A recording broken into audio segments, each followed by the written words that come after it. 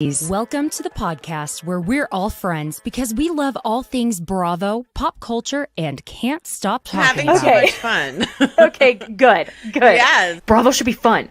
I'm Caitlin Marshall, your host here at Besties by Bravo, Allegedly allegations, where we're in a safe space to gossip, share our thoughts, and opinions. That girl's a liar. That girl's a liar. About the Bravo celebrities, shows, and celebs we love, hate, and that's when love Chef to goes, hate. oh, suddenly now you're so religious?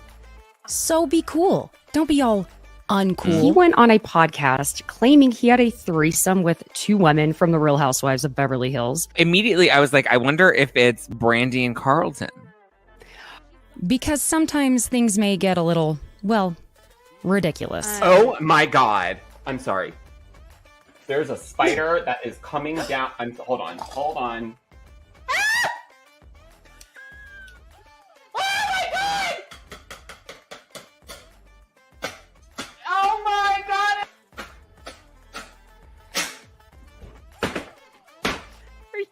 It's like the Blair Witch Project or something.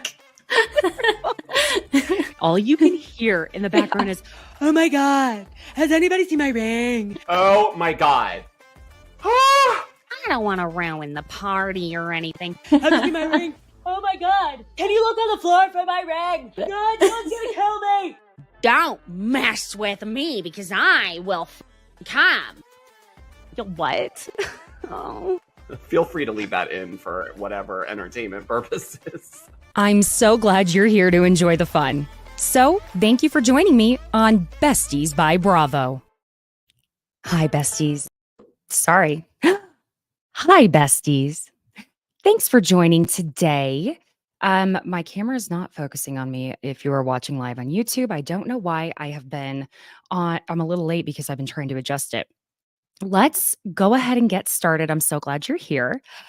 We have some gossip to get into. Oh my God, you guys, so much happened this week, and I'm letting you know I'm flying solo because you know what? It's the holidays. Giorgio had some stuff going on, and I know he will be dearly missed. We love Giorgio, but it just couldn't work out today. So it's just me. You're stuck with me. Thanks for coming around and hanging out with me.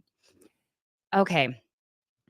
Let me just start with this. The extended Vanderpump Rules trailer came out, and I know you had to have seen it. I have just a few thoughts here. Okay. Let's start with the big one. Sheena and Schwartz made out in Vegas. Sorry, that's the way it sounded. He said it to me. But oh my God, that was quite interesting. I think that when it comes to this, because Schwartz and Lala apparently have formed an unexpected friendship in this new season. And that is fascinating in and of itself, the way they were going after each other when they were all in Santa Monica last year. Excuse me. And so that alone is fascinating to me that Lala's like, hey, you know what? Let's be friends, Schwartz. But on top of that, Schwartz and Sheena made out in Vegas. Now, I have seen a few theories, okay? One is a friend of mine, Donna Bowling, had posted about how she thought that maybe, and one of her followers sent this, that maybe when Schwartz is telling Lala that he made out with Sheena in Vegas, he said, I made out with Sheena like in Vegas, or it was Sheena light in Vegas. Because we remember baby Sheena in Vegas at Vanderpump Garden. Well, I think that's a really fantastic theory. I'm holding on to that one. Thank you, Donna, for that one. I also think that this probably happened if it was our actual Shishu and Schwartz, which, oh my God, how weird. How weird. How weird. I think that maybe it happened when Sheena was on the outs with all of the girls in the OG Vanderpump Rules cast. I can't imagine it happened, obviously, after Schwartz and Katie got married, but it's still quite bizarre. But this group is so incestuous, like, okay, whatever, it's not the most out there thing, yet it kind of is at the same time. You know what I mean?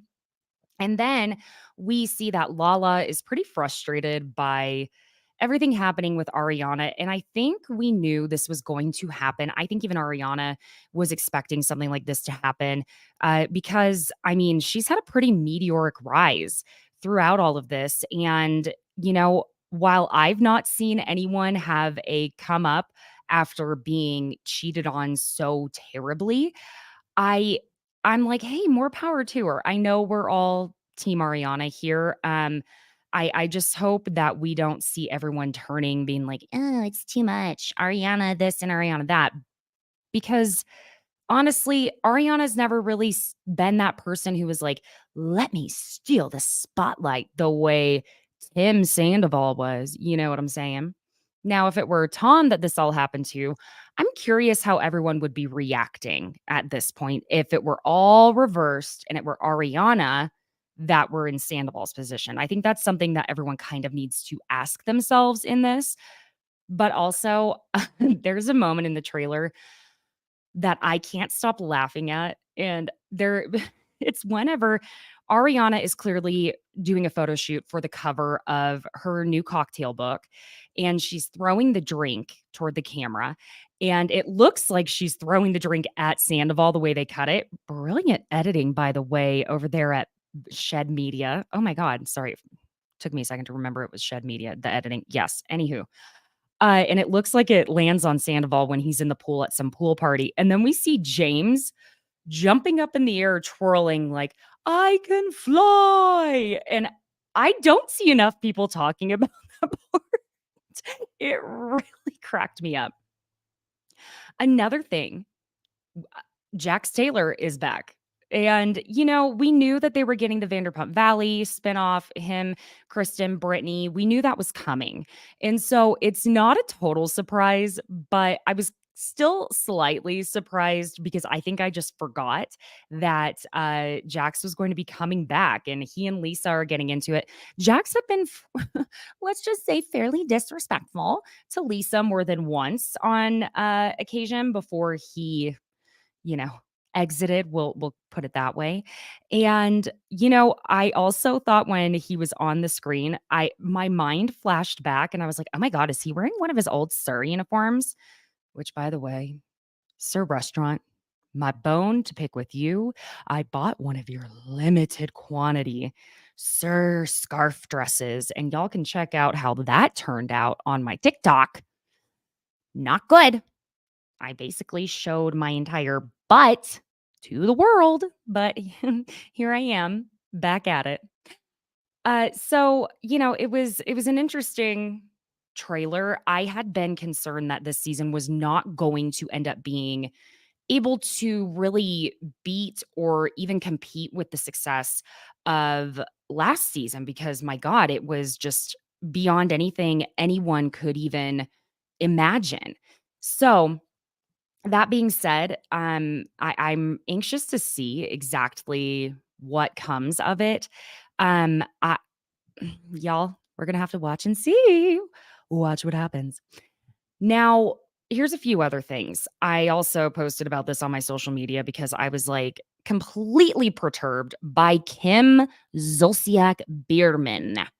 Y'all, this woman, she posted another one of her clickbait articles. Yes, she sure did. And in this clickbait article, because she turns off the comments whenever she does this, it's a picture of a sonogram. And it says at the top of the sonogram, Kim Zolciak Bierman, as if it was her own. And it shows the date up at the top being December 1st, 2023. And her caption says, "Oh, baby, what a way to end the year." And I was like, "Kim, ma'am, wig, I know you are messing with us. You want us to click the link." So, listen, I went ahead and did the Lord's work for everybody so that you don't have to click the link to see what the actual story was. This woman photoshopped her name to the top of a friend's sonogram for clickbait. Yeah, you heard that right. Mhm. And then on top of that, gosh, this was yesterday.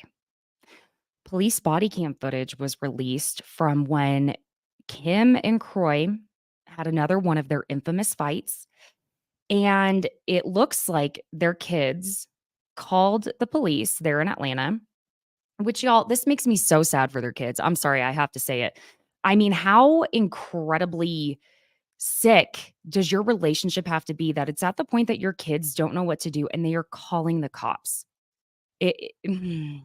So Croy is going on this rant in the video, and when I say rant, I mean he is hyped up. The cop is trying to get him to calm down, and Croy is like, he's asking the cops asking him like, "What is it that you two are fighting about? What's going on?" Trying to get to the bottom of it and get everyone calmed down and separated, right? Well, Croy is like, "Everything, everything. We're fighting about everything. We have no money. We're broke. One day we're getting a divorce, the next day we're not." And then he says, "And she's out effing other guys." Then they eventually get to Kim, who's sitting in her car saying that he'd been like screaming at her for the last 2 hours. She said she'd been running down the street in her robe, barefoot, yelling for help. Again, your children. My God. It makes me very sad for them. And I just think it is best for the two of them to separate, just like everyone else thinks it's best. Yeah, I thoughts and prayers at this point because I just want to see everything get better for their children, and I can't imagine how terrible. Also, did y'all see the whole thing that was going on with Kathy Hilton's Christmas party? There was the DirecTV one, and she's had more than one Christmas party because I think she's now like the queen of Christmas, which, hey, I'm down with that. Let Kathy Hilton be the queen of Christmas. That was kind of a tongue twister. But I guess it came out that Crystal, I'm sure y'all saw this like picture that Crystal posted on Instagram, and it was a group of people that were going to the DirecTV party. And it had Larsa Pippen. And a few other Bravo Lebs in there, just kind of from all different franchises.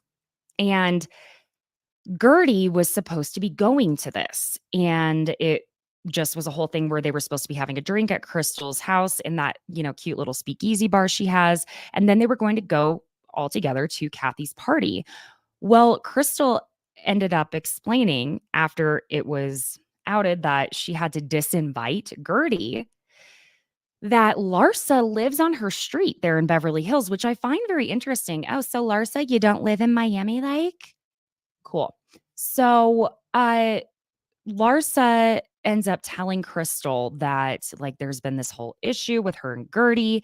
And basically, Crystal was like, "Well, I guess this isn't really the place. I didn't realize there was this animosity to this extent between the two of you." And Crystal was saying, "Look, I don't really watch Miami," as she's sitting next to Marisol. And Marisol's like, "Oh, great. Thanks."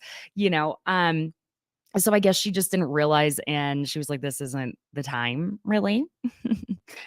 But also, Kyle Richards went to Kathy's Christmas party, a different one, and she brought Morgan Wade. Look, if I didn't want people talking, I don't know that I'd be doing that. But you do you, Kyle Richards. Are we still doing Kyle Umansky? Richards Umansky, excuse me.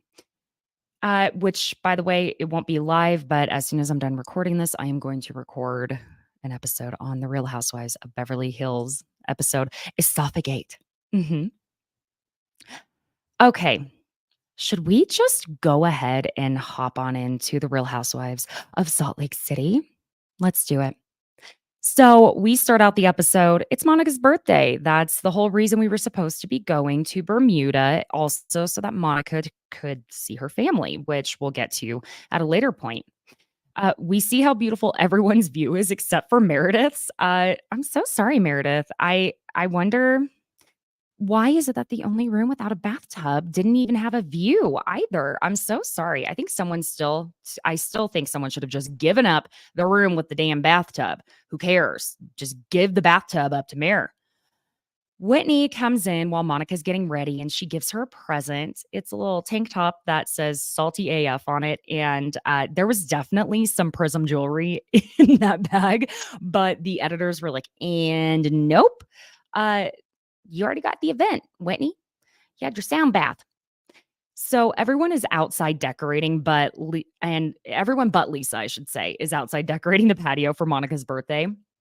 And Meredith, and they're talking about the night before, and Meredith ends up saying basically that no one should speak the way she was speaking in regards to Whitney, and that I don't believe in speaking that way. But we get the flashback of Meredith in Palm Springs saying, "Don't me. You want to talk about the husband, the rumors?" So eventually Whitney comes out and she apologizes to Heather. But what was funny about that too is like Heather gives her this hug and she's like, pat, pat, pat, pat, and fixes her collar fixes Whitney's collar. And Whitney is like, well, I hope she accepted the apology. I would hate to have wasted an apology. I mean, is an apology totally wasted if you mean it? That's, a rhetorical question for all of you. And Lisa shows up later and Lisa thinks Monica's already outside. And she's like, happy birthday. Oh, okay. Wow, you guys, we did such a good job decorating. And Heather's face is like, what? Because Heather did the vast majority of it. But then Lisa finally starts helping blow up some of the balloons. And she's like, that's how I got my jazz tickets. So Monica comes down and Heather says, welcome to middle age. Because Monica turned 40. And listen, baby girl, you keep talking about how everyone is middle-aged and old and senior citizen and how you're so young. It was your time. It was your time. Monica ends up getting really emotional and appreciative of what they were doing for her and says it's the nicest thing anyone's done for her in a really long time. Now, Monica ends up telling them that she's going to meet up with family that she hasn't seen in 30 years. And we find out that Linda LD did not even show up to the therapy, the mother-daughter therapy that she suggested, and that she got all scheduled. She just didn't even show up. Yeah. Anyone else shocked? Oh, so shocked by that. I mean, Linda, ma'am, if you want us to be on your side on the internet, you should probably just show up to therapy. Maybe she didn't want Monica calling her out for making out with the men in her car, in her vehicle, while Monica was just like a little teeny thing sitting in the back seat being like, why is mommy making out with this man? So then we also find out from Monica that Linda was telling the family there in Bermuda that she wanted to show up and surprise Monica for her birthday. Oh, well, methinks that maybe it's also because the cameras were going to be around Linda. Listen, Linda, I am on to you. Whether the two of them are in it together or not, I do not believe that Linda would have had pure intentions showing up for her only daughter's birthday there in Bermuda. I'm sorry, I'm stuttering a lot today, guys. Bear with me. It's the holidays, right? That's what it is. Or no, it's Mercury retrograde. Oh my God, completely forgot. At least I have something to blame it on, is really what it comes down to. So, Monica's saying, oh, well, she wouldn't show up to this therapy session we scheduled, but she would be more than happy to show up in Bermuda for a trip to Bermuda. Then Lisa ends up saying, when Whitney's asking, what are you wearing to pirate night? Are you actually going to dress up? And Lisa says her only contribution to pirate night will be wearing hoop earrings. And then Heather ends up saying that, you'll be naked with just hoop earrings, right? Just naked with the hoop earrings, nipple coverts, of course. I'm so glad the effect Whitney is having on you. I'm really proud of the progress. Oh my God, Heather, too soon. Too soon. She knew what she was doing. Keep stirring that pot, Heather. So then Monica asks Lisa to come talk with her on her balcony. And Monica asks Lisa to go with her to see her family because she's nervous to go alone. And of course, Lisa says yes. She's like super flattered. And Lisa ends up saying to her, like seeing who you come from and what your roots are. I would love that because she wants to see how Monica became who she is. I think she wants to know who to blame. Jokes, of course, right? And Monica ends up telling Lisa that Meredith thinks Angie is in the Greek mafia. And you know what? I love these editors. God bless them because they end up cutting to Angie struggling to get on the flamingo pool float in the most awkward way. I mean, it was like I could not have she couldn't have made herself look more awkward by pulling her face back and being like, oh God, oh God. And we get that chyron at the bottom that says Angie the Dawn Katsanavas, Greek mafia, question mark. And Monica brings up the DMs that she got on Instagram regarding the alleged bankruptcies and how Angie allegedly owes $170,000 to the IRS. But if you guys watched my last episode or listened to the last episode I did with Giorgio, he actually ended up clearing that up from things that basically that Angie ended up sending him personally. Oh, thank you, Tay Tay and Danielle and Adam for joining. I'm so glad to see y'all. Welcome, besties. So Lisa ends up saying it's that it's like ironic that she's saying this stuff to you, and then you're getting documents to back it up. And Lisa brings up how Meredith said she received DMs about her SEC filing last year, and she thinks that Meredith is setting Monica up. Well, in confessional, Monica is saying, that's really effed up if she's using me as a pawn. And listen, I don't think Monica is someone that is going to easily be used as a pawn. But I also think that we don't. I want to give Monica the benefit of the doubt more than I think a lot of people do. Don't ask why. I just do. That's just how I feel. And I also think that maybe Monica is not that easy to use as a pawn because Monica knows what's up. You know what I'm saying? So they all go jet skiing. And listen, I think the main thing I caught from like all of that was, oh my God, Monica, why do you have your like phone you're pulling your phone out of your life jacket in the middle of the ocean? That thing is gone, honey. If it flies out, oh my God. I mean, no, that kind of stressed me out a little bit. And so then they all end up getting onto the Sprinter van to head back to the house. And everything is peachy keen, Lisa's offering some snacks, some candy. They're all just fine. Then Monica checks her phone and literally just like bam, starts bawling her eyes out, runs off of the van. And did y'all notice that Lisa Barlow was the only one who went after her? Now, I know that Lisa isn't necessarily she's not a coddler, but I think Lisa is very supportive of other people, especially like she wants to comfort people. There's a difference in my mind between coddling and comforting. So I thought it said a lot that Lisa was the only one that ran off after her. And Monica at this point is like basically having a panic attack. She says that her mom told her family not to meet her. So, okay, guys. Okay, besties. Let's be. I'm going to be fully transparent here. And I want to say this too. If you've made it this far and you've been enjoying listening, you've been enjoying watching, please subscribe to the YouTube, hit notification bells, do all the things, subscribe, start doing it because I would like to start doing more exclusive content just for y'all where I can get a little bit more unfiltered, which, oh my God, can you imagine that? But I'm going to go ahead and start here. I fully thought at first that this was a bunch of bullshit. I am not even going to lie. That is just full transparency where my mind immediately went. And y'all know I like Monica. I think she's a fantastic housewife and we need her on the show. So bear with me here. That was my first thought because it was almost like, well, you asked Lisa to go with you. And that was such a random, I thought it was odd she asked her, but I liked the idea. And I don't know if it was totally her idea or if it was a producer's idea, but I liked the idea. Okay. So let's start there. And then they were all going there with the pretense of Monica seeing her family.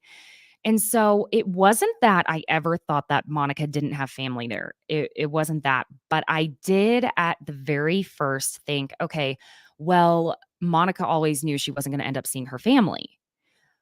But then I thought about it a little bit. And here's what I actually think happened.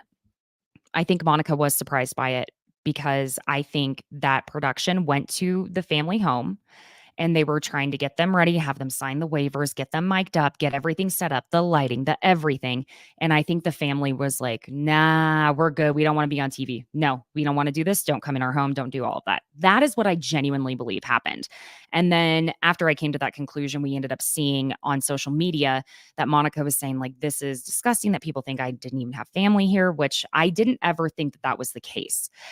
I did think that maybe something was already in the works for it not to work out. But I think this is pretty much what happened is that they just were like, no, this is too much. Because can you imagine someone you haven't in from your family, you haven't seen in 30 years? She's fighting with the closest family member to you. And then they're like, oh, let us bring a whole bunch of lights. Let us mic you up, sign everything away that we can edit you to look however we want. I don't even know, like, maybe were they even going to have an interpreter there for them? I don't know if they only speak Portuguese, if they're fluent in English. That would have been a lot. So I can kind of see where that might have happened and where Monica was surprised by that. And on social media, it was a whole thing where Monica cleared up that no, it wasn't Linda who told them that they couldn't see Monica. And Linda was very big on Monica letting everyone know that as well on social media because Linda is apparently, I'm sorry, excuse me, at LD Millionaire. That would be her X handle, excuse me, Twitter. No one knows what I'm talking about when I say X, do they? They do, but initially you need to hear Twitter. Okay. I'm so sorry, but that's just the way it is. So we got that cleared up. But I did feel for Monica because it really ended up being like a full breakdown. And I think she was extremely embarrassed by it because if she initially thought it was because of her mother, how incredibly humiliating that your mother would be that vindictive, that she would want to come out and surprise you, but only if you would let her be on camera, I'm sure. And I'm sure Monica thought that it was like, okay, well, I said, no, you're not coming on camera. We're not doing anything on camera again. Let's just, devil's advocate here. And that then Monica's thinking, okay, well, because I said you can't come be on the show right now because it's not okay the way you're behaving and the way you're conversing with me on camera. That's why you're not even going to let me see my own family.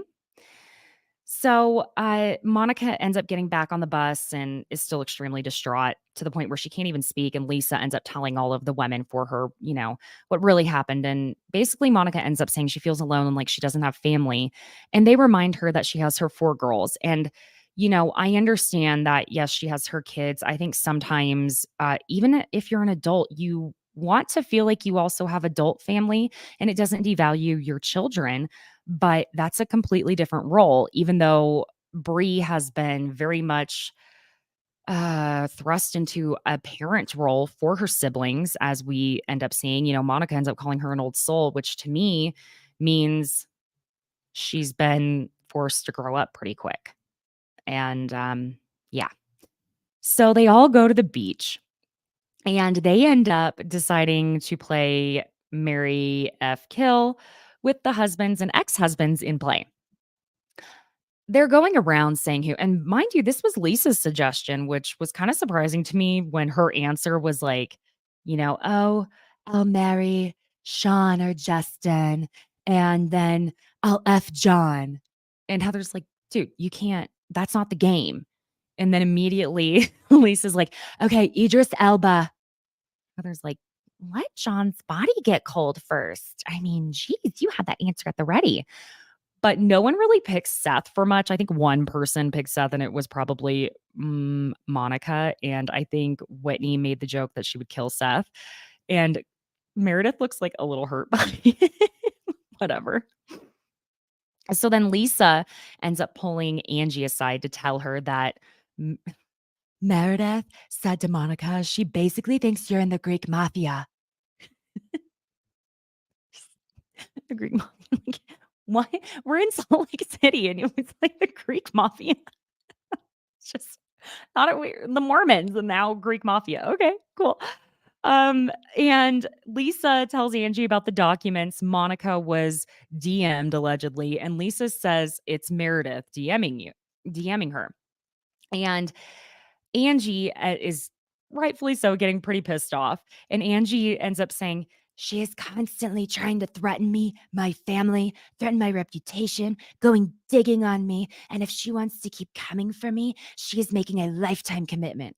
And she says in confessional, she wants to see gangster. I'm going to show her gangster. Because then what she says to Lisa after she says she's going to show her gangster is like, she is a phony effing baloney fraud.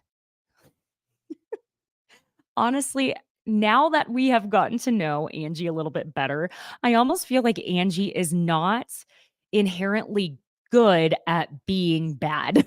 Does that make sense? Because phony effing baloney. That's the worst. Well, she's a fucking liar. So they go back to the house, and Whitney's trying to convince us that she reads while having a hard time just turning the pages of Bad Mormon. And we know the reason why we keep getting the features of Whitney reading Bad Mormon. And it's because next week, part of the preview is that Whitney is going to say, well, I read Bad Mormon and you exploited me sexually in your book. Because remember in that trailer, and she's like, you exploited my vagina. Yeah, okay. So Angie ends up going over to Monica's room. And Monica tells Angie that after she thought about it, after Angie's like bringing up, look, Lisa told me everything that you told her.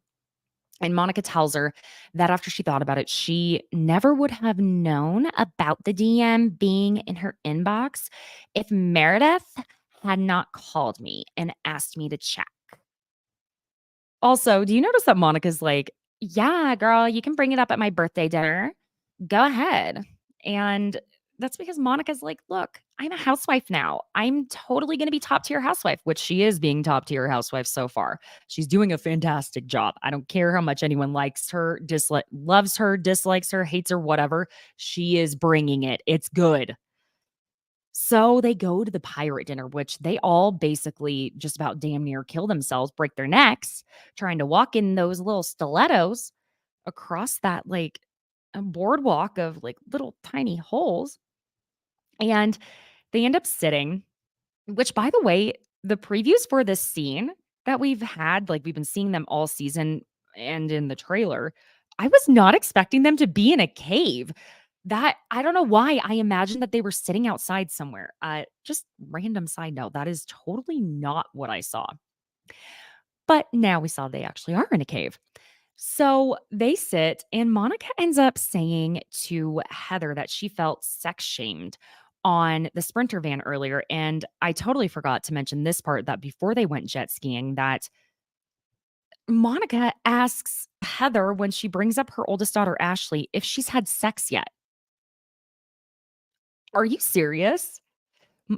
Y'all know I've made it clear I like Monica, but you're asking a woman if her daughter, who I don't even know if Ashley's 21 yet, if she's had sex?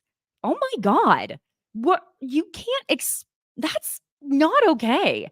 Sorry, but Monica, no. And I don't think Heather sex shamed you whenever she shut that down, because as a mother, she should have shut that down. That's her private.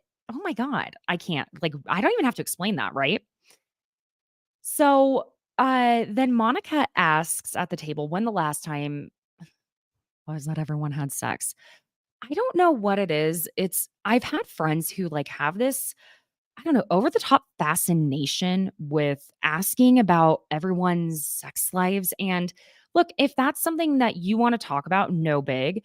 But sometimes I'm like, dude, I don't need to know all of that, and you don't need to know all of that. But if we're all on the same page, that's one thing. You know what I mean?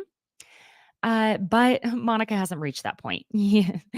So Heather ends up, they go around and say, and Heather ends up saying that she isn't comfortable because she's single And also, she says in confessional that she doesn't like the way that Monica talks about sex. And we flash back to when they were in Palm Springs, and Monica had said, "Well, I effed my brother in law for 18 months. That's why I got divorced." And look, I don't know that I would say that that's a reason to go, okay, I don't like the way Monica talks about sex, but maybe it's along the lines of, I don't like the way that Monica views sex, because maybe a combo of Heather's upbringing in the Mormon church and the views that are really hard to shake because, you know, women are shamed for sex relentlessly, whether they're religious or not.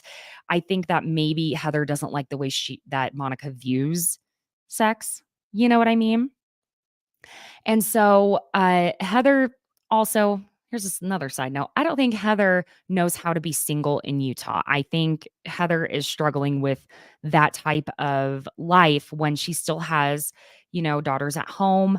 And I think for Heather, it's going to be more freeing, sad, but more freeing when she has more of an empty nest. I think that's when Heather will really hit her stride in the dating pool. But Heather is saying that it's not comfortable for her as a single woman to comment on the last time she had sex because of where they live. And listen, I understand where she was coming from. Lisa was saying she understood where she was coming from. And I think that was fair. However, then Heather says that Monica is still married and that Monica isn't actually single. Look, girl, I've looked at all the stuff going on with Monica and listened to the podcasts, fellow podcasters podcasts. And Monica's ex-husband moved across the country, or at least several states away. She is not with her ex-husband. And just because he hasn't signed the document, sometimes y'all, there are certain states, as we've seen on Potomac, that you're required to prove that you have been separated, living in separate households for at least 6 months. And Monica and her ex-husband, from what I understand, they haven't been together for probably 2 years. So, that wasn't really fair on Heather's part either. They were both just at each other's throats for no reason that I could see that made any sense. But Monica goes off on Heather saying, "I'm just as single as you are." And Heather ends up telling Monica, "You know what, Monica, just shut the fuck up.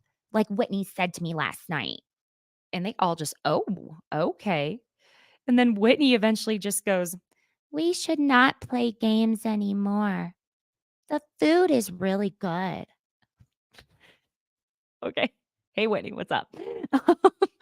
And Angie ends up saying, because Angie's timing sometimes, like I said, I don't think Angie is inherently good at being bad. So her timing on some of these things is a little off. And I don't think she's used to conflict in this sense. Just my hot take on it. Because Angie then goes, "I actually want to take the heat off you two. So, Meredith, you have yet again come for me." And when Meredith asks what Angie is talking about, Angie goes, "I'm going to wet my whistle because it's kind of a lot of information." And she takes this long sip of her wine, like, "Girl, you don't have to explain to me. If you want to take a sip of wine, take a sip of wine." But she does it so dramatically, and everyone just stops and is kind of like, "Okay." And Angie brings up that Meredith is accusing her of fraudulent activity and being in the Greek mafia. And she does end up pointing out, can a Greek person not be successful? Look, fair point, because I think that there is a disparity in the way that, say, Italians, Latinx, people of color are portrayed as being shady with business if they're successful at something that is not on the literal corporate ladder. So I think that was a fair statement for Angie to make. And Monica says that they did talk. I'm sorry, excuse me. Meredith starts denying ever saying that or having any conversation where that was said. And this is where we are getting attorney Meredith Marks at your service. I hear there's more to this coming. Yeah, there's more that I'm going to go ahead and tell you what I'm hearing, seeing, reading. Okay. But Monica's like, no, we did talk about her being in the Greek mafia. And she's like completely shocked that Meredith is not copping to it at all. And then the DMs are brought up, and Monica says that they should just own it. Own it, own it, own it. And says, you know what else we heard? That you owe $170,000 to the IRS. And Angie's like, I don't. So listen, those type of things, I don't know. Like that's too difficult to prove any accuracy with, unless it's just honest to God, like straight up, no, I admit that I didn't pay my taxes. I admit that, what have you. And again, if you go back to the last episode, Giorgio does bring up how Angie actually sent him the documents, sent him the information, the proof, all of it of that not being the case. So Angie ends up telling Meredith that Monica looked in her DMs after Meredith told her, and suddenly some documents appeared from a fake account. And then she's like, Monica, tell them. And so Monica says to Meredith, you called me one night and said, did you get a DM from so and so account? I got one. I go, I look. Lo and behold, it's all there. I don't know who this person is, but I know who everyone thinks it is. And Meredith kind of like, it's not me. And Whitney jumps in.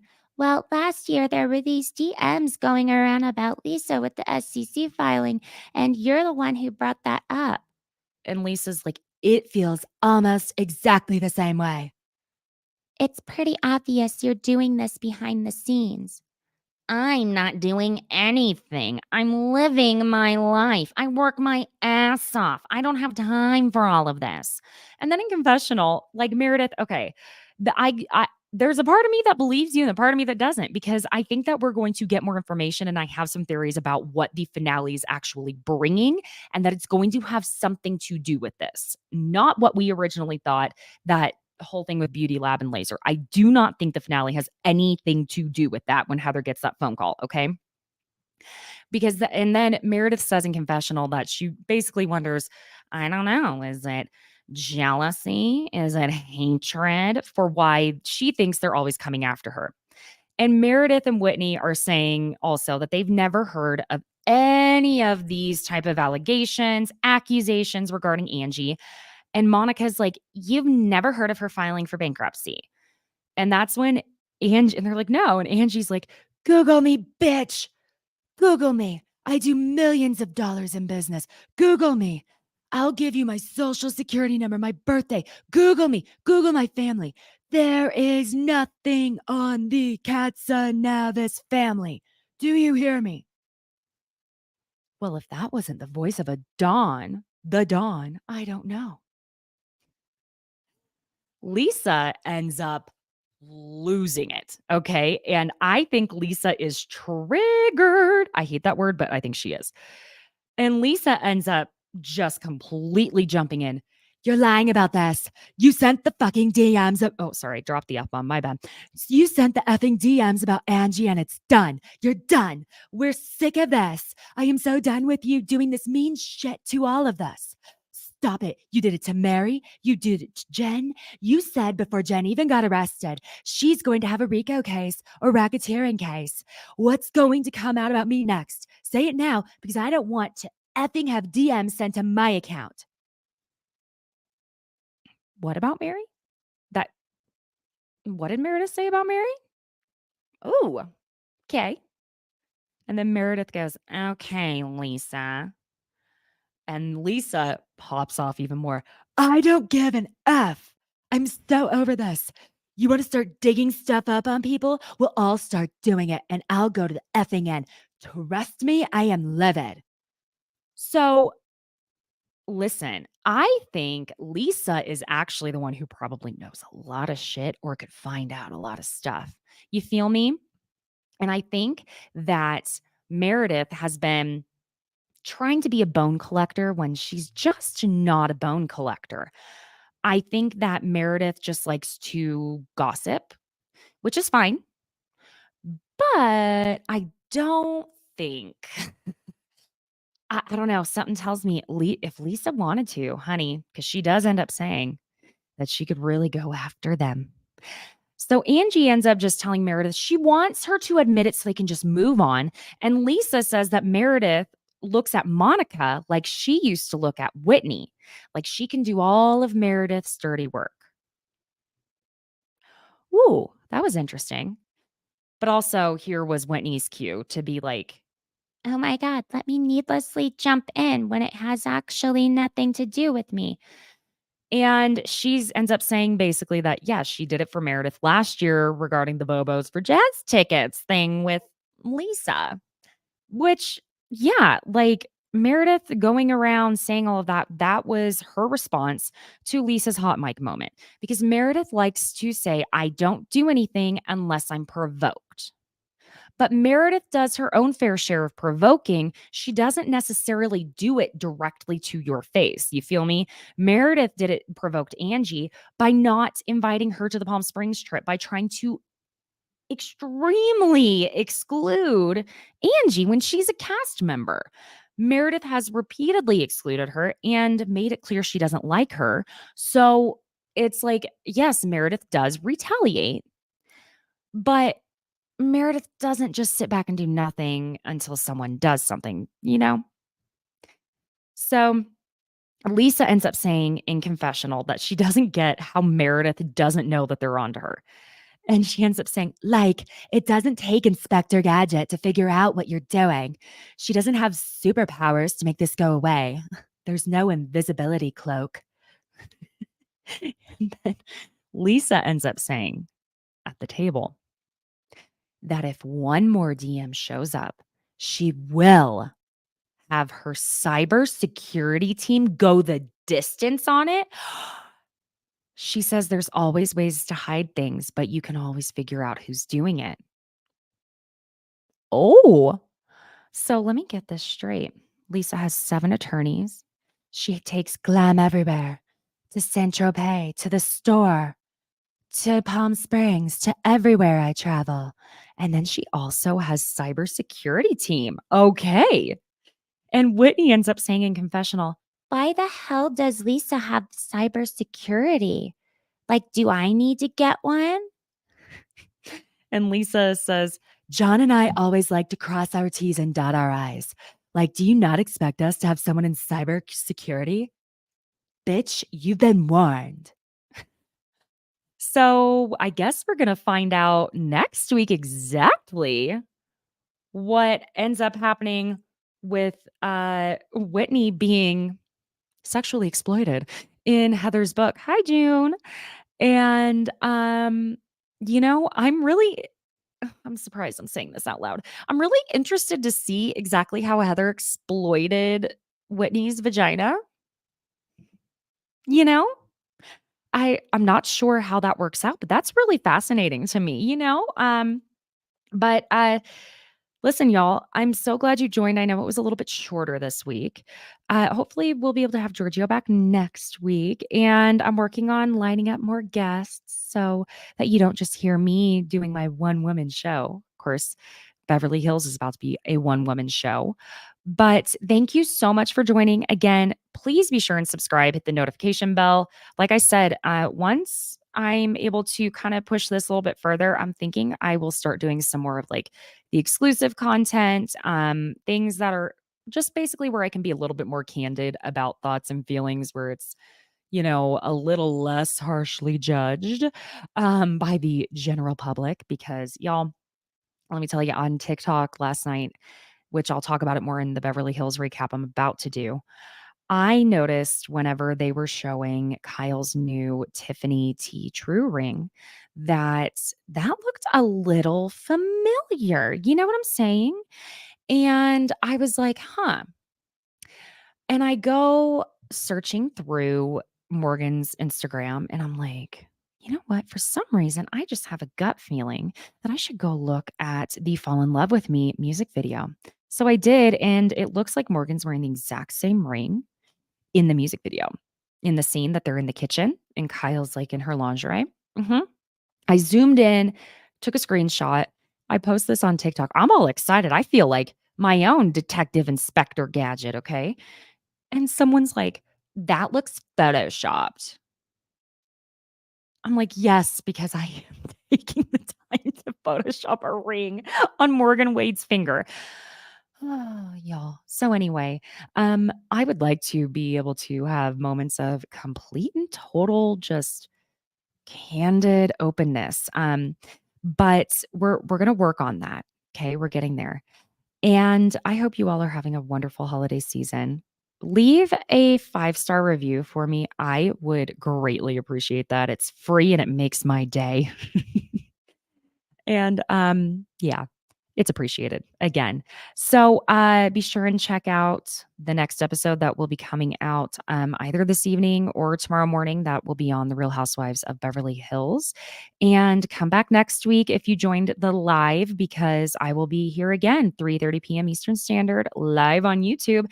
And I love trying to include y'all in the conversation. Sometimes I get a little distracted when I start trying to read the comments, especially if I'm by myself. So I bear with me. I try and include the comments as much as I can. But I have to stay on course or else this becomes the ADHD Besties by ADHD podcast. Anywho, I will see you next week, friends, and see you in the next episode. Thanks for joining. Bye.